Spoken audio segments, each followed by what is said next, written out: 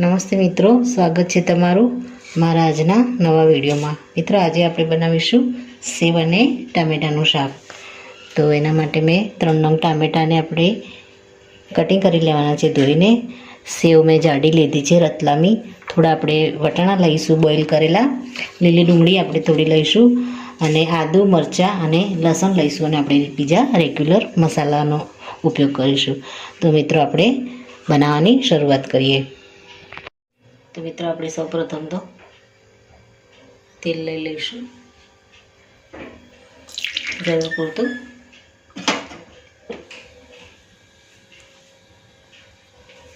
એમાં આપણે થોડું બટર એડ કરી દઈશું। આપણું તેલ ગરમ થઈ ગયું છે, આપણે એમાં થોડું બટર એડ કરી દઈશું। આપણે આને એકલા તેલમાં પણ બનાવવું હોય તો બનાવી શકીએ છીએ, પણ આપણે આમાં બટર થોડું એડ કરીશું એટલે ટેસ્ટ થોડો સારો આવશે।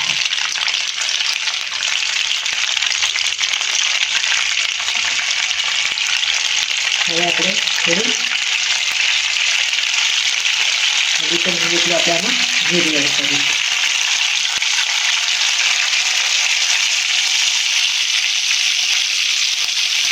ત્યારબાદ આપણે આદુ મરચાં અને લસણને કટિંગ કરેલા છે એને આપણે આમાં એડ કરી દઈશું। ત્યારબાદ આપણે થોડી હિંગ એડ કરીશું। હવે આપણે લીલી ડુંગળીને સમારી લીધી છે એને આપણે આમાં એડ કરી દઈશું।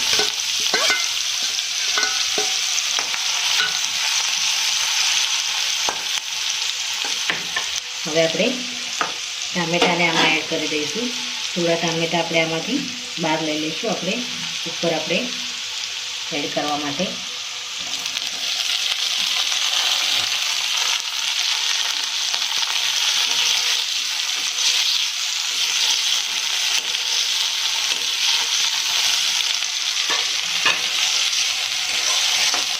થોડી વાર માટે આપણે હલાવી આમાં બીજા મસાલા એડ કરીશું।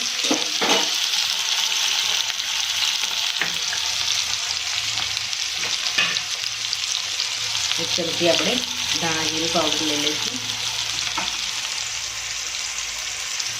ગરમ મસાલો આપણે અડધી ચમચી લઈ લઈશું અને આપણે અડધી ચમચી હળદર એડ કરી દઈશું।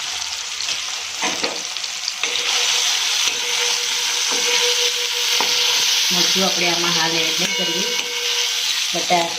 ટામેટાને આપણે એકદમ સારી રીતે મેલ્ટ થવા દઈશું મસાલા સાથે।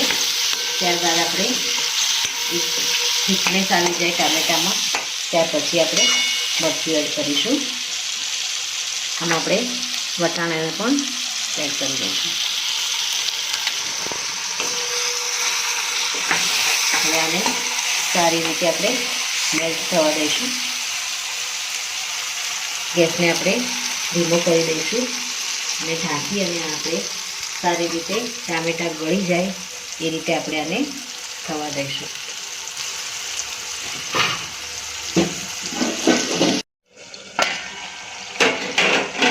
મિત્રો, તમે જોઈ શકો છો આપણા ટામેટાં સારી રીતે ગળી ગયા છે। હવે આપણે આમાં મીઠું એડ કરી દઈશું। મીઠું આપણે એડ કરવાનું રહી ગયું હતું, હવે આપણે આમાં એડ કરી દઈશું। હવે આમાં આપણે લાલ મરચું નાખી દઈશું। મીડિયમ તીખું મરચું છે આપણે એને આપણે આમાં એડ કરી દઈશું।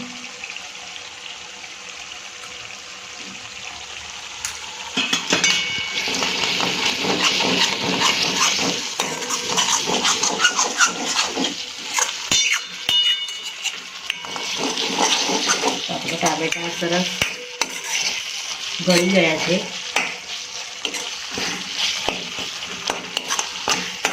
આમાં આપણે હવે થોડી સેવ એડ કરી દઈશું અને થોડું પાણી નાખી દઈશું। થોડી આપણે અત્યારે એડ કરીશું સેવ અને બરાબર હલાવી સેવ અને ટામેટાં એકદમ સરસ રીતે ઘટ્ટ બની જાય એનું રસો એ રીતે આપણે એમાં થવા દઈશું. એમાં થોડું આપણે હવે પાણી એડ કરી દઈશું, જેથી સેવના કારણે આપણે ટામેટાં એકદમ એની થિકનેસ આવી જશે અને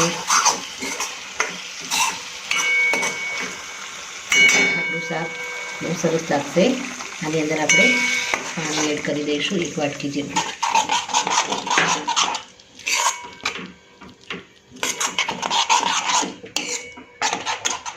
જો આપણે થોડું પાણી એડ કરીશું, થોડું પાકશે એટલે પાણી આપણું બળી જશે અને સેવ આપણી ઓગળશે એટલે એક થીક ગ્રેવી ટાઈપ થઈ જશે. એટલે પાણી એડ કરીશું આમાં.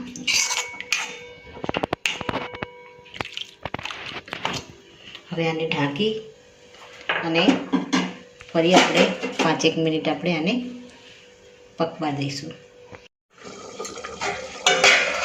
મિત્રો આપણા ટામેટાં અને સેવ સારી રીતે મેલ્ટ થઈ ગયા છે. હવે આપણે જે ટામેટાને અલગ રાખેલા હતા એને આપણે આની અંદર એડ કરી દઈશું. એટલે આપણે થોડા ટામેટાં અલગ એના માટે રાખ્યા છે કે ઉપર આપણે ટામેટાં થોડા આખા લાગે અને બીજા ટામેટાં આપણે ગ્રેવીના ફોર્મમાં આપણે એમાં એડ કરીએ છીએ. જો તમારે ટામેટાને ગ્રેવી કરીને એડ કરવા હોય તો પણ તમે કરી શકો છો, પણ આપણે થોડા ટામેટાને આમાં પહેલાં કૂક કરી દીધા છે એટલે આપણને એની થિકનેસ આવી જાય શાકમાં. હવે આ ટામેટાને આપણે 5-1 મિનિટ માટે થવા દઈશું. ગેસને આપણે મીડિયમ રાખીશું. મિત્રો આપણા ટામેટાં પણ સારી રીતે પાકી ગયા છે. હવે આપણે આમાં સેવ એડ કરી દઈશું.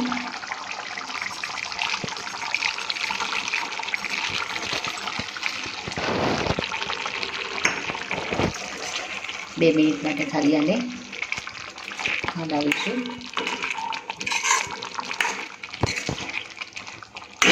ઉપર આપણે કોથમીર સમારેલી એડ કરી દઈશું.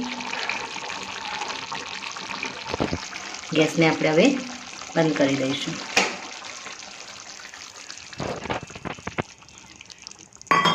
ઉપર આપણે 1 ચમચી મેગી મસાલો એડ કરી દઈશું.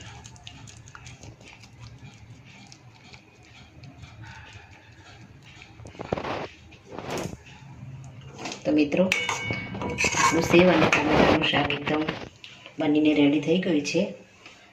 હવે આને આપણે સર્વ કરી લઈશું. તો મિત્રો રેડી છે આપણું સેવ અને ટામેટાનું શાક.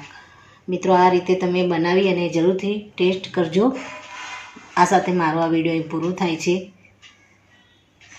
જો મારો આ વિડીયો તમને ગમ્યો હોય તો લાઈક કરજો, શેર કરજો અને તમારી ચેનલ દેશી સ્પૂનને સબસ્ક્રાઈબ જરૂરથી કરજો અને કમેન્ટમાં જરૂરથી લખજો કે મારું આ સેવ ટામેટાની શાકનો વિડીયો તમને કેવો લાગ્યો. ફરી મળીશું એક નવા જ વિડીયો સાથે. ત્યાં સુધી આવજો મિત્રો. Thank you.